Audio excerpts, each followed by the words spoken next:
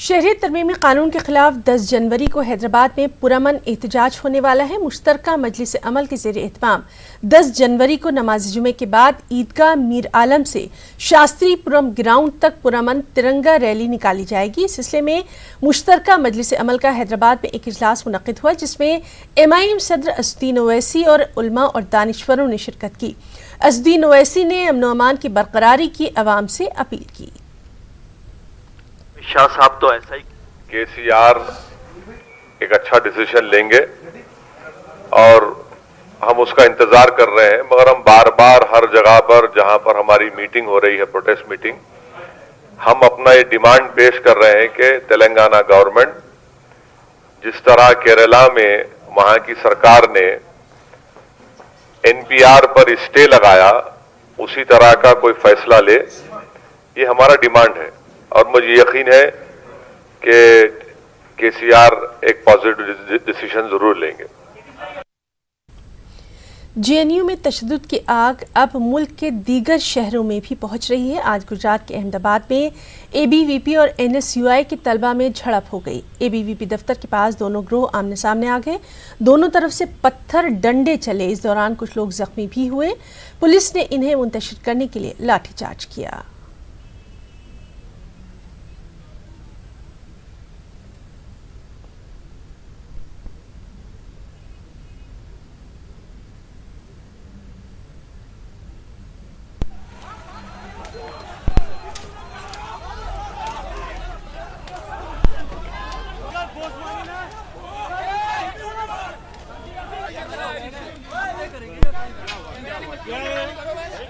जो प्रोटेस्ट करने, हिंसा करने वाले लोग हैं, उन लोगों को कुछ नहीं बोलेंगे आप लोग।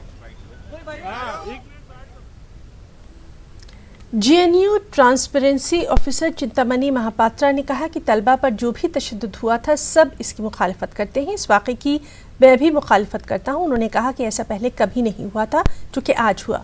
उन्होंने कहा कि जो नकाबपोश लोगों पर कैंपस में दाखिल होने का जो इल्ज़ाम है, बिल्कुल सही है। अभी सिचुएशन कंट्रोल में है। जिस तरह से वायलेंस हुआ था, सब लोग उसका कंडेम करते हैं, मैं भी कंडेम करता हूं। 40 साल से JNU को जानता हूं, ऐसे पहले कभी भी नहीं हुआ था जो आज हो रहा है। और इस वायलेंस में जो नकाब पहन के बाहर से लोग आने का जो एलिगेशन है, वो सही है। और कौन आए उसको पता करना पुलिस का काम है और पुलिस इन्वेस्टिगेशन कर रही है। हमारा मेन गोल अभी यही है कि कैसे रजिस्ट्रेशन प्रोसेस को दोबारा स्टार्ट करें। बच्चे परेशान हैं, कुछ बच्चे पैनिक्ड हो गए हैं, कुछ बच्चे छोड़ के जा रहे हैं, उनको ऐसे न्यूज आया है।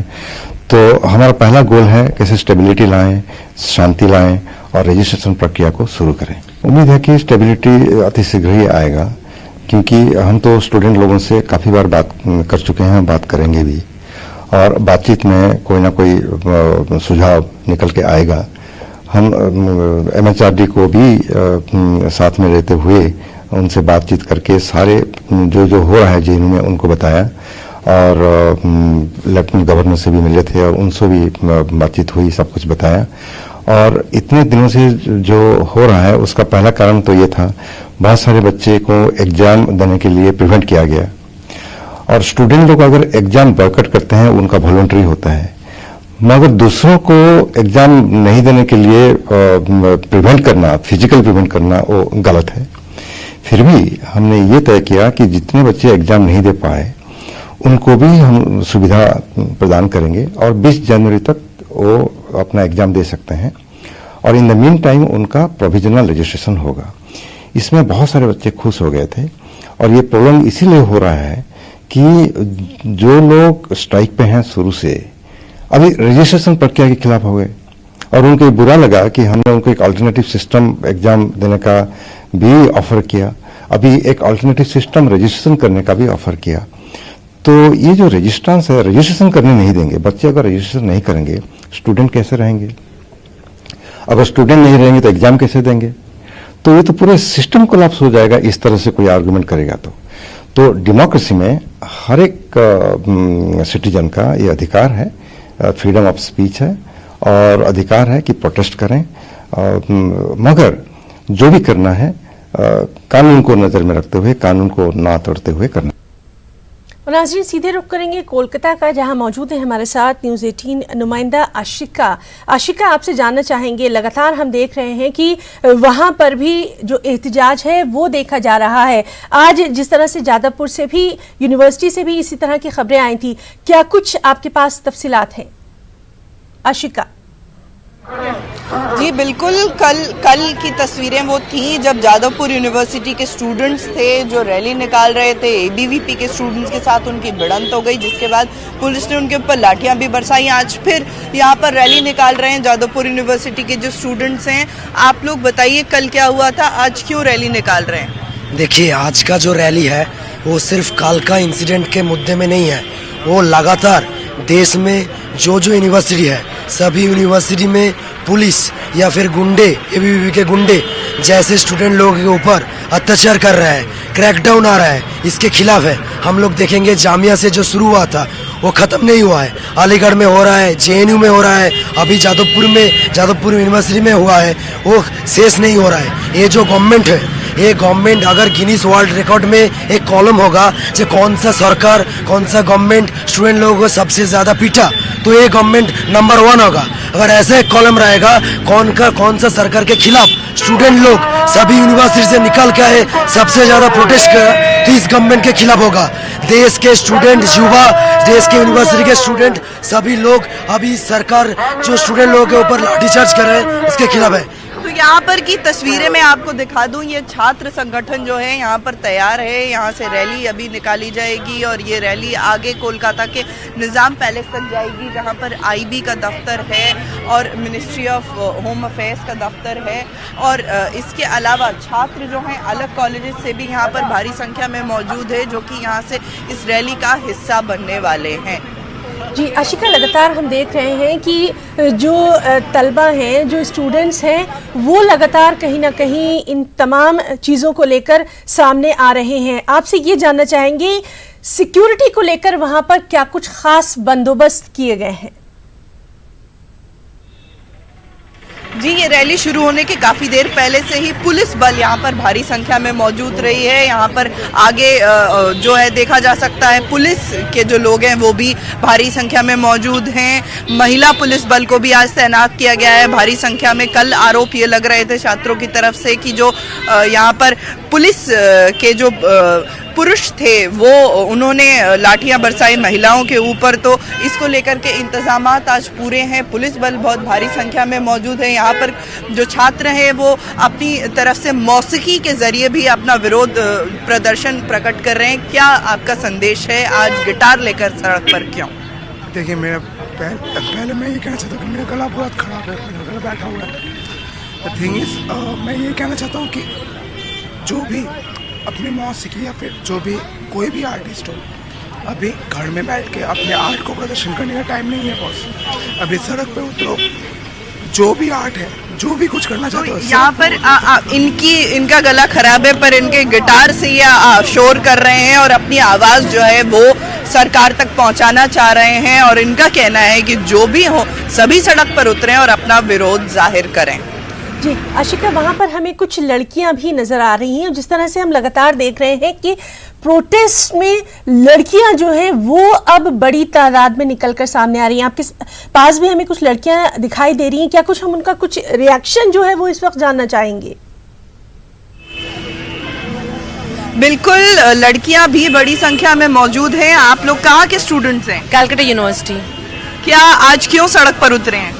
आज सड़क पे उतरे हैं इस गवर्नमेंट के खिलाफ, ये फैसिस्ट गवर्नमेंट के खिलाफ। इन्होंने नागरिक का तो जीना हराम कर दिया है। और जितने भी स्टूडेंट्स हैं, आज हम लोग को चाहिए था कि हम लोग अपने क्लास में बैठे और पढ़े, मगर हम लोग को रोड पे उतरना पड़ा है इस गवर्नमेंट के खिलाफ, क्योंकि ये गवर्नमेंट पता नहीं क्या सूझा है, सबका सिटीजनशिप के ऊपर आवाज़ उठाता है और ये टारगेट कर रहा है कम्युनिटी वाइज। तो ये टारगेट शुरू से ही कर रहा है, मगर फिर ये एक महिलाओं को भी टारगेट कर रहा है। आप बताइए, ये पैट्रियार्कल सोसाइटी में महिलाओं को कहाँ से दिया जाता है डॉक्यूमेंट्स? ये डॉक्यूमेंट्स दिखाने मांग रहा है। ये डॉक्यूमेंट्स हम लोग कहाँ से लाएंगे? हेड ऑफ द फैमिली करता कौन होता है? हमारे फादर्स होते हैं।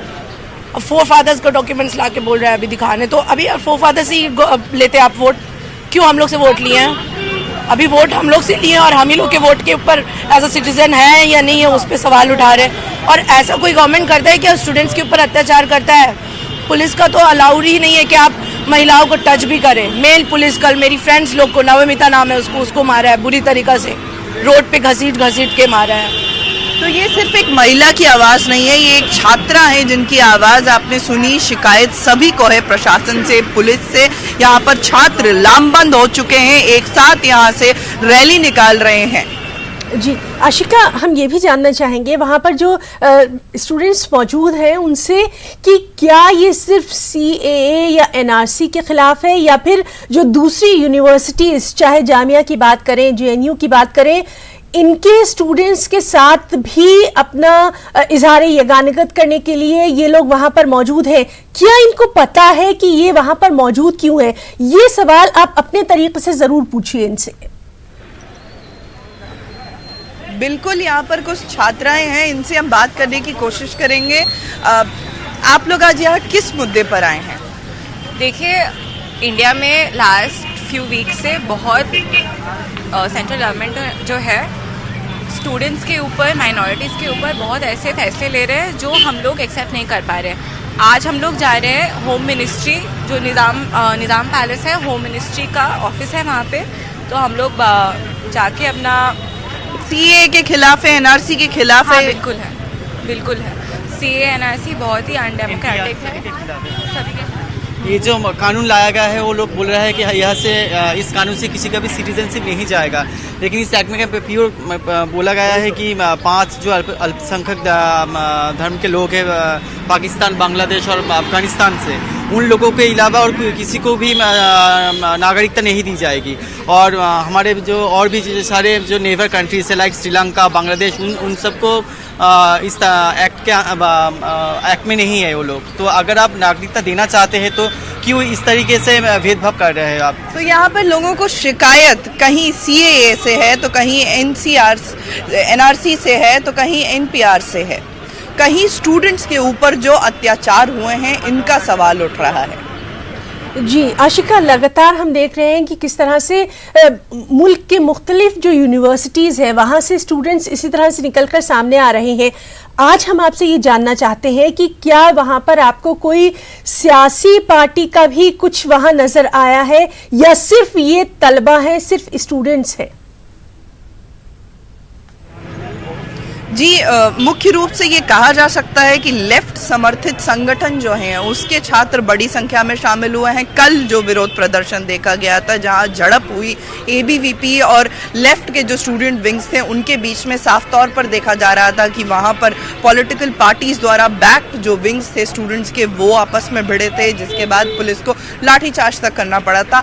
आज भी जादवपुर यूनिवर्सिटी में भी लेफ्ट दलों के जो स्टूडेंट्स थे उन्होंने रैली निकाली और मुख्य रूप से उन्होंने ही इस रैली का आह्वान भी किया है। जी आशिका, हम वहाँ का नज़ारा भी अपने नाज़रीन तक पहुँचाना चाहेंगे। अगर आप अपने कैमरामैन से कहें कि इस वक्त वहाँ पर क्या कुछ जो स्टूडेंट्स हैं उनमें देखा जा रहा है?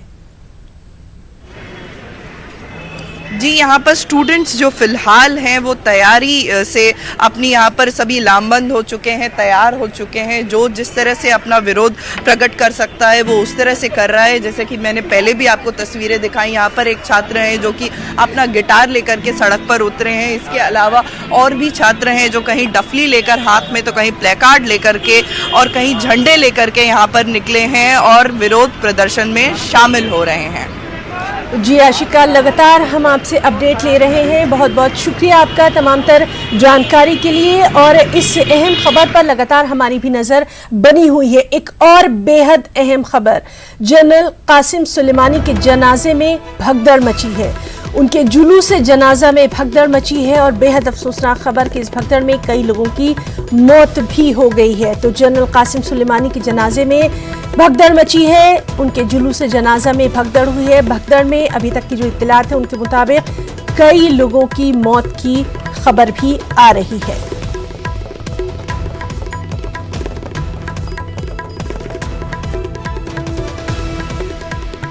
तो आपको बताएं कि ईरान के जनरल कासिम सुलेमानी को आज उनके आबाई वतन किरमान में सुपुर्द लहद किया जाना था। किरमान में उनका जुलूस जनाजा जो है वो निकल रहा था और इसमें लाखों लोग शरीक थे, अहम शाहराहों से गुजर रहा था। और अब ये खबर आई कि कासिम सुलेमानी के जनाजे में भगदड़ मची है, इसमें कई लोगों की मौत की खबर भी है। फिलहाल तफसीलात जो है मजीद उनका हमें भी इंतज़ार है। ये अहम खबर कि ईरान के जनरल कासिम सुलेमानी के जुलूस जनाजा में भगदड़ मची है, कई लोगों की इसमें मौत की भी खबर है, लाखों की तादाद में लोग इसमें शरीक हैं। और अब ये खबर है कि जनरल कासिम सुलेमानी के जुलूस जनाजा में भगदड़ मची है, जिसमें कई लोगों की मौत भी हो गई है। ईरान के जनरल कासिम सुलेमानी को आज उनके आबाई वतन किरमान में सुपुर्द लहद किया जाना है, उनका जुलूस जनाजा निकल रहा है, इसमें लाखों लोग जो हैं वो शरीक हैं। और पूरे ईरान की अगर बात करें तो वहाँ पर ज़बरदस्त शोक का माहौल है। सबसे अहम बात यह कि जनरल सुलेमानी की कई शहरों में नमाज जनाजा जो है वो अदा की गई। गुज़िश्ता रोज़ भी तेहरान में ईरान के आला रहनुमा आयतुल्लाह खामनेई ने जनरल कासिम की नमाज जनाजा पढ़ाई थी। और रेडियो ईरान की मुताबिक जनरल सुलेमानी की जुलूस जनाजा में तेहरान में 70 लाख से ज़्यादा अफराद जो है वो शामिल हुए थे। और आज जो उनका जुलूस जनाजा है उससे ये खबर आ रही है कि उसमें भगदड़ मची है, कई लोगों की मौत की भी इत्तला है।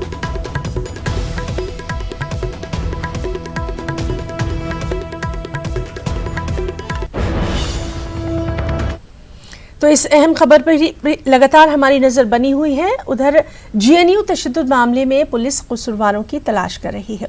तलबा तंजीमों और सियासी जमातों के बीच इल्ज़ाम और जवाबी इल्ज़ाम का दौरा है। इस बीच वज़ीर मुमलिकत दाखिला नित्यानंद राय ने इस मामले में एबीवीपी को क्लीन चिट दे दी है।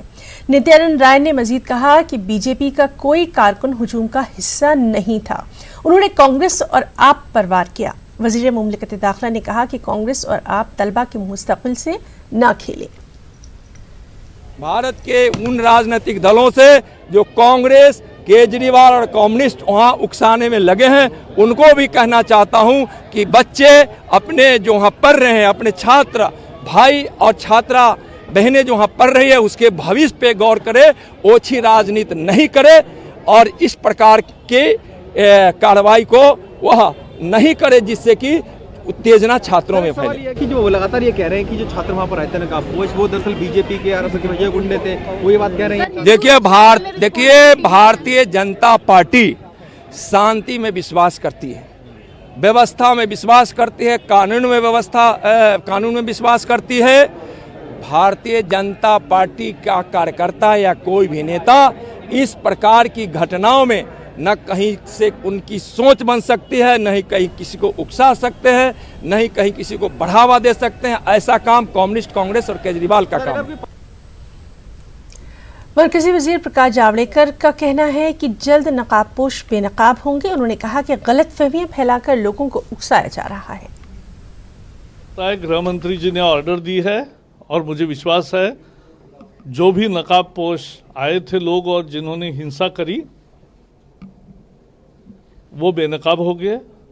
और जिस तरह से जेएनयू, दिल्ली और देश के विभिन्न हिस्सों में जानबूझकर, समझकर भी जो गलत फहमियाँ फैलाई जा रही है, भ्रम फैलाया जा रहा है और हिंसा के लिए उकसाया जा रहा है, इसका भी पर्दाफाश होगा।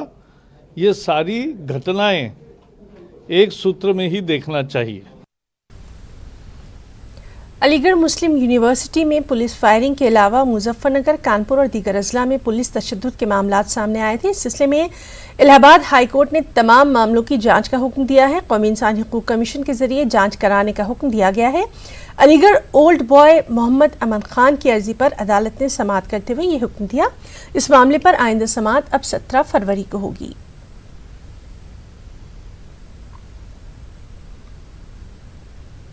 खबरों का सिलसिला जारी है, रुकना चाहेंगे एक ब्रेक के लिए।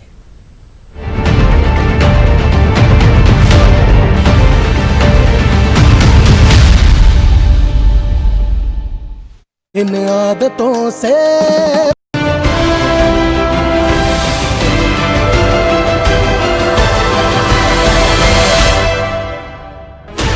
16 channels, 15 languages, 26 states, 1200 plus reporters, 66.9 crore viewers. India's largest news network, News 18 Network.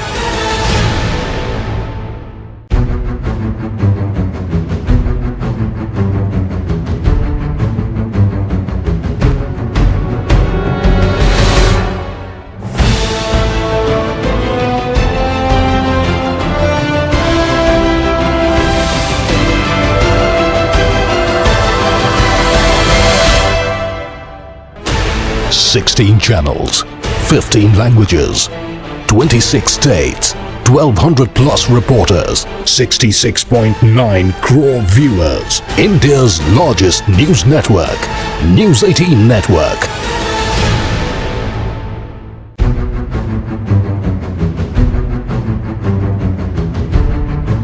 Tonic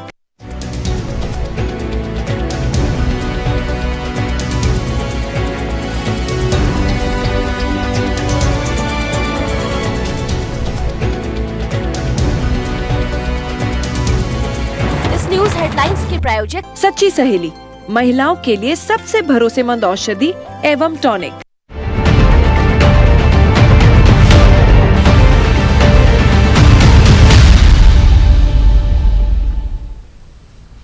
आगे बढ़ेंगे। समाजी कारकुन सदफ जाफर को लखनऊ की जेल से रिहाई मिल गई। आईपीएस ऑफिसर एसआर दारापुरी को भी रिहा कर दिया गया। शहरियत तरमीमी कानून के खिलाफ एहतजाज में शामिल होने के सिलसिले में दोनों को जेल जाना पड़ा था। जमानत मिलने के 3 दिन बाद दोनों को रिहा किया गया। मैं बस इतना ही कहना चाहूंगी कि जिस तरह से ये दमनकारी कानून वापस आया है और जिस तरह से लगाया गया है, जब तक ये वापस नहीं लिया जाएगा तब तक संघर्ष जारी रहेगा। और शुरू में गुस्सा आ रहा था, लेकिन अब वाकई हंसी आ रही है। ये हास्यपद है कि एक महिला के ऊपर जिस तरह की धाराएं लगाई हैं उन्होंने, वो भी जब मैं वहां पे बहुत शांतिपूर्वक वहां पे प्रदर्शन कर रहे थे, और वहां की पुलिस गवाह है, उन्होंने खुद देखा था कि हम वहां पे प्रदर्शन कर रहे थे। उसके बाद जो है वो हम लोग किनारे हो गए और जब आगजनी शुरू हुई तो हम उसको लाइव करते रहे और पुलिस से कितने जो आसपास के थे भी लोग, उनसे हम कहते रहे कि आप एक्शन क्यों नहीं ले रहे हैं और किस तरह से आप खामोशी से खड़े हुए। वो लोग टहल रहे थे पुलिस वाले वहां पे तब तक। और उसके बाद जो है जब वहां पे सब शांत हो गया तो हम लोग किनारे से निकल के जाने लगे तो हमको पकड़ लिया, घेरे में लेकर बहुत ब्रूटली बेटन से पीटा गया। मुझसे किसी ने कहा हाथ दबा लीजिए वरना हाथ तोड़ देंगे, और मेरे सामने मैंने सर फटते हुए देखे थे। इस तरीके से लाके रात भर थाने से मेल जहां पे बैठाले गए थे वहां से रात भर चीखने और चित्कारों की आवाजें आती रही और पीटाई होती रही। रात भर लोग आते रहे, वहां ब्लैक होल बन गया था। जो वहां हमारा पता करने आ रहा था उसको भी वहां पे बंद कर लिया गया, हजरतगंज कोतवाली को। इतना दमनकारी चेहरा पुलिस का मैंने सुना था, पढ़ा था अखबारों में, लेकिन होता है ये अपनी नजरों से पहली बार देखा है। ये जो कानून था जिसका विरोध करने पर हमें जो है जेल में डाला गया है, वो कानून संविधान विरोधी है, अल्पसंख्यक विरोधी है और लोकतंत्र के लिए एक बहुत बड़ी चुनौती है। हमारा ये जो विरोध है इसका वो विरोध जारी रहेगा। इसके साथ मैं एक बात और कहना चाहता हूँ, इसका विरोध केवल मुसलमान नहीं करते, सारे ऐसे लोग जो लोकतंत्र में विश्वास रखते हैं, जो संविधान में विश्वास रखते हैं और जो गिरफ्तार होके आए हैं उसमें सभी जातियों के, सभी वर्गों के, सभी धर्मों के लोग हैं। और इस हमारे प्रतिरोध ने योगी सरकार को ये बता दिया है कि जनता और हम लोग आपके दमन से दबने वाले नहीं हैं। पाकिस्तान में ननकाना साहब पर हमले के खिलाफ दुर्गा वाहिनी और बजरंग दल के अरकान ने पाकिस्तानी हाई कमीशन के पास एहतजाज किया। मुजाहिरीन ने पाकिस्तान मुर्दाबाद के नारे लगाए। पुलिस ने मुजाहिरीन को पाकिस्तानी हाई कमीशन के करीब जाने से रोकने की कोशिश की। इस दौरान एहतजाजियों और पुलिस एहलकारों के दरमियान धक्का मुक्की देखने में आई। पुलिस ने कई मुजाहिरीन को गिरफ्तार किया। पाकिस्तान को ये बताना चाहते हैं कि जैसे मक्का मदीना पवित्र है वैसे ही ननकाना साहब भी पवित्र है। अगर ये सब बंद नहीं हुआ तो बंदा बैरागी को याद करके, सर्वंशदानी गुरु गोविंद सिंह को याद करके इतना प्रबल समर्थन हम पाकिस्तान की पीड़ित जनता को देंगे। पाकिस्तान को अगर अपनी सुरक्षा करना है तो उसको अल्पसंख्यकों की रक्षा करना पड़ेगा।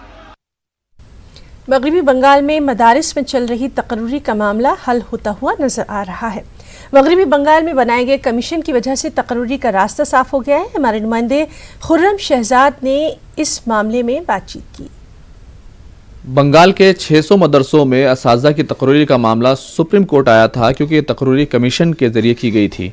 हमारे साथ हमारे शमशाद साहब मौजूद हैं। शमशाद साहब, आप क्योंकि इसमें वकील थे इस पूरे मामले में, कोर्ट ने क्या कहा है? देखिए, ये कमीशन बना था माइनॉरिटी इंस्टीट्यूशन में असातिज़ा और नॉन टीचिंग स्टाफ्स के अपॉइंटमेंट के सिलसिले में। हाई कोर्ट की 2 जजमेंट्स हैं, सिंगल जज और डिवीज़न बेंच, दोनों ने ये कहा था कि माइनॉरिटी इंस्टीट्यूशंस में अपॉइंटमेंट का, तकर्रुर का जो मसला होता है वो कमेटी ऑफ मैनेजमेंट के पास होता है और कमीशन का उसमें कोई रोल नहीं हो सकता, और उसको अनकॉन्स्टिट्यूशनल डिक्लेयर कर दिया था। जब ये मामला सुप्रीम कोर्ट आया, सुप्रीम कोर्ट में ख़ासकर जो एक्टिव लोग थे वो टीचर्स थे जिनको कमीशन ने अपॉइंट किया था, और कमीशन को हटा देने के बाद उनका जो अपॉइंटमेंट था वो काफ़ी डाउटफुल हो गया था। तो उस बैकग्राउंड में ये जजमेंट आया और सुप्रीम कोर्ट ये जब मामला सुप्रीम कोर्ट आया, अब फैसला दिया सुप्रीम कोर्ट ने, क्या कहा है? सुप्रीम कोर्ट का फैसला ये है, उन्होंने बेसिकली इसको बुनियाद बनाया है कि जो टीचर्स वहाँ अपॉइंट होंगे उनको अपॉइंट करने के लिए जो कमीशन बना हुआ है, उस कमीशन में ख़ासकर ऐसे लोग हैं जो इस्लामिक ट्रेडिशंस और इस्लामिक थियोलॉजी को जानते हैं, और उस तरह से ये कमीशन बनाया गया है। तो इस्लामिक एक्सपर्ट्स की एक बॉडी है, और वो बॉडी अगर अच्छे टीचर्स सेलेक्ट करके मदरसे को रिकमेंड करते हैं तो उस अपॉइंटमेंट प्रोसेस को आर्टिकल 30 में जो राइट्स है माइनॉरिटी इंस्टीट्यूशन का, उसके खिलाफ वर्जी में नहीं माना जाएगा। बुनियादी जो बात कही है सुप्रीम कोर्ट ने ये कही है।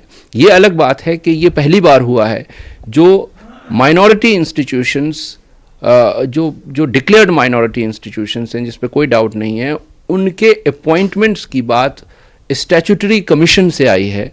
क्योंकि अभी तक ये होता रहा है कि जो माइनॉरिटी इंस्टीट्यूशंस होते हैं उनके यहाँ जो भी बहाली होती है वो जो मैनेजमेंट कमिटीज़ होती हैं वो करती हैं।